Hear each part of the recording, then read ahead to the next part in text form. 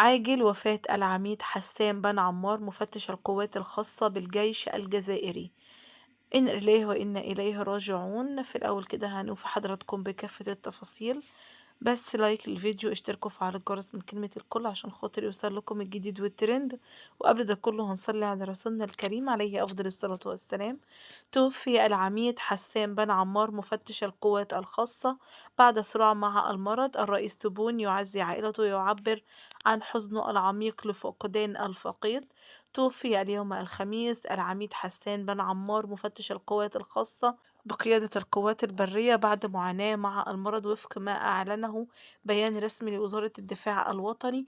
وأفاد البيان أن رئيس الجمهورية عبد المجيد تبون القائد الأعلى للقوات المسلحة ووزير الدفاع الوطني تلقى ببالغ الحزن والأسى نبأ وفاة الفقيد. وتقدم الرئيس تبون بخالص التعازي وأصدق المواساة إلى عائلة الراحل وإلى كافة أفراد الجيش الوطني الشعبي، داعين الله عز وجل أن يتغمده بواسع رحمته ويسكنه فسيح جناته. كما بعث الفريق أول السعيد شنقريحة الوزير المنتدب لدى وزير الدفاع الوطني ورئيس أركان الجيش الوطني الشعبي برسالة تعزية إلى عائلة الراحل، عبر فيها عن حزنه العميق.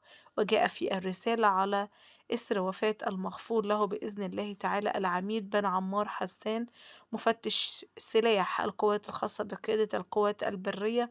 أتقدم باسمي وباسم كافة مستخدمي الجيش الوطني الشعبي بأصدق التعازي وخالص المواساة لعائلة الفقيد، راجين من الله تعالى أن يتغمده بوسع رحمته ويسكنه فسيح جناته. وإنا لله وإنا إليه راجعون.